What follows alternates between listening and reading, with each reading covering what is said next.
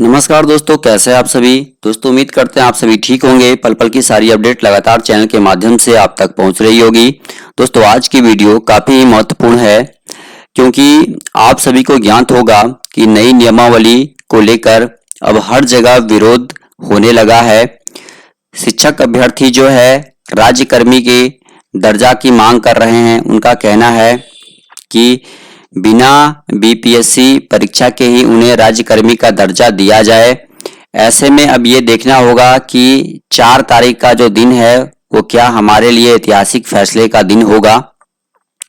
शिक्षक बहाली पर स्टे लगने की तैयारी चल रही है। 4 जुलाई को रद्द हो सकती है नई नियमावली। जी हाँ दोस्तों, मैं आपको बता दूं आज की ये वीडियो काफी महत्वपूर्ण होने जा रही है क्योंकि चर्चा जो हम करेंगे एक गंभीर मुद्दे पे करेंगे। नई नियमावली में बहुत सारी कमियां हैं। सबसे पहले तो इसे पब्लिक डोमेन में नहीं रखा गया और दूसरी बात यह है कि एक ही भर्ती के लिए कई सारे नियम बनाए गए हैं जो कि गलत है। तो इस प्रकार से आप सभी को मैं बता दूं कि नई नियमावली में कई सारी कमियां हैं। अगर पटना हाई कोर्ट में 4 जुलाई को सुनवाई होती है तो उम्मीद लगाया जा रहा है कि नई नियमावली जो है वो रद्द हो सकती है। सबसे पहली बात तो ये थी कि इसे पब्लिक डोमेन में नहीं रखा गया। शिक्षक अभ्यर्थियों की शिक्षक संगठनों की राय नहीं ली गई। इसके बाद इसमें बहुत सारी कमियां हैं। इसमें देखिए 3 प्रकार के शिक्षक ले लिए गए हैं। एक वे शिक्षक हैं जो पहले से कार्यरत हैं, दूसरे नियोजित शिक्षक हैं, तीसरे नए शिक्षक हैं और तीनों शिक्षकों के लिए 3 प्रकार के नियम जो हैं वो बनाए गए हैं।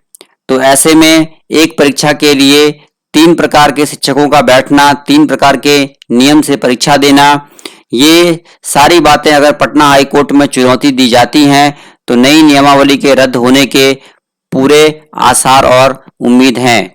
स्पष्ट रूप से देख सकते हैं, स्क्रीन पे आपको दिखाई दे रहा है कि नई नियमावली में कई सारी कमियां हैं। इन कमियों को दूर करने के लिए अब हाई कोर्ट में दर्जनों केस फाइल हो गए हैं। शिक्षा मंत्री के एक बड़े इंटरव्यू में शिक्षा मंत्री का कहना है कि नई नियमावली में कोई भी दोष नहीं है। शिक्षा मंत्री का कल देखिए देर शाम इंटरव्यू हुआ था और शिक्षा मंत्री ने कहा है कि नई नियमावली में कोई भी दोष नहीं है। बिहार में शिक्षा की गुणवत्ता को बढ़ाने के लिए नई नियमावली लाई गई है, उनका कहना है। और उन्होंने ये भी कहा कि जो परीक्षा से डरते हैं वही पटना हाई कोर्ट जाते हैं, उनका कहना है।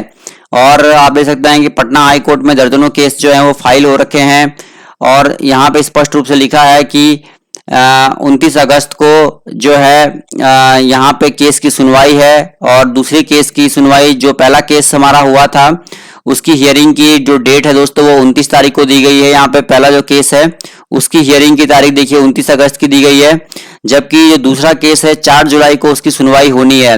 और 4 जुलाई का जो केस है दोस्तों वो बहुत ही मजबूत है और कहा जा रहा है कि पहली ही हियरिंग में कहा जा रहा है कि नई नियमावली रद्द हो सकती है। अभ्यर्थियों को 4 जुलाई के केस से बहुत ही उम्मीद है और आसार ये लगाए जा रहे हैं कि बहाली पर स्टे जो है वो लग सकता है। तो 4 जुलाई को रद्द हो सकती है नई नियमावली। नई नियमावली का देखिए हम लोग क्यों विरोध कर रहे हैं। आप हो या हम परीक्षा से नहीं डरते हैं क्योंकि आपने बिहार का इतिहास देखा होगा, यहाँ मेधावी छात्रों की कमी नहीं है।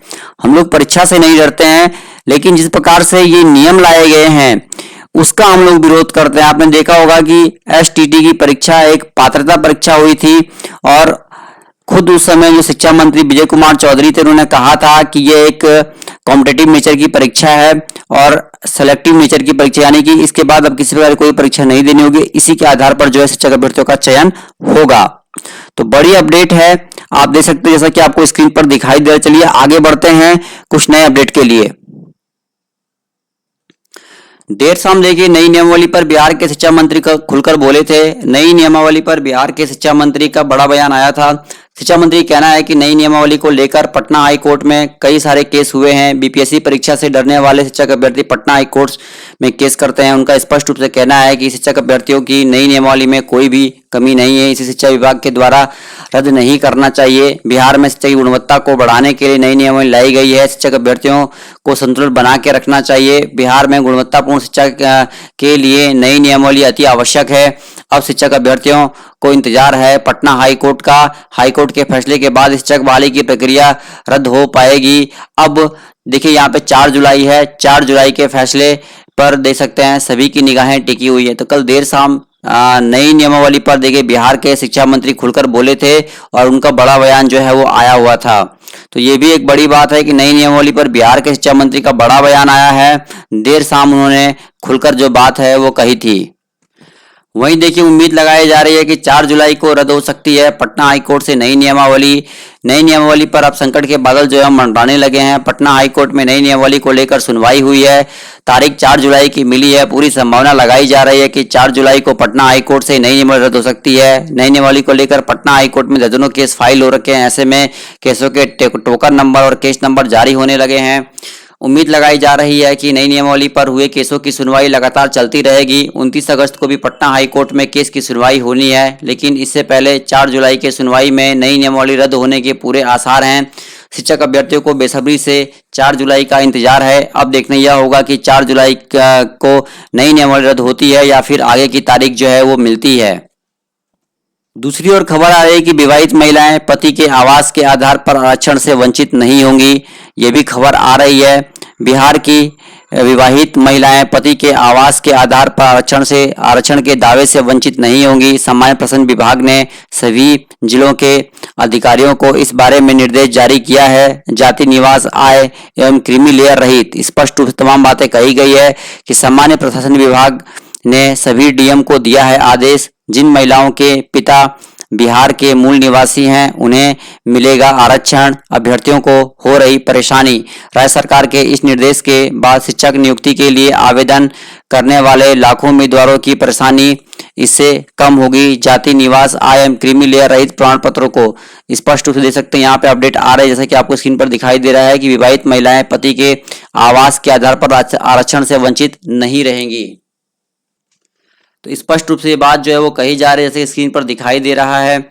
इन्होंने कहा है कि ऐसी विवाहित महिलाएं जिनके पिता बिहार के मूल निवासी हैं और उनके द्वारा आरक्षण के लिए पति के आवास के आधार पर दावा किया गया है, तो सिर्फ पति के स्थायी निवास प्रमाण पत्र के आधार पर उन्हें आरक्षण से वंचित नहीं किया जा सकेगा। बीपीएससी द्वारा विद्यालय अध्यापक की नियुक्ति के लिए आवेदन पत्र आमंत्रित किए गए हैं। इसमें आवेदन के लिए ऐसे विवाहित महिलाओं को प्रमाण पत्र बनाने में काफी परेशानी का सामना करना पड़ रहा है। यह मामला संज्ञान में आने के बाद सामान्य प्रशासन विभाग ने पूर्व में जारी दिशा निर्देश को स्पष्ट करते हुए जिलाधिकारी को ताजा निर्देश दिया है। तो ये भी एक बड़ी अपडेट आ रही है जैसा कि आपको दिखाई दे रहा है दोस्तों। तो अभ्यर्थियों को हो रही परेशानी, जिन महिलाओं के पिता बिहार के मूल निवासी हैं उन्हें मिलेगा आरक्षण का लाभ, ये बात भी स्पष्ट रूप से कही है। दोस्तों इस वीडियो में इतना ही। धन्यवाद। जय हिंद।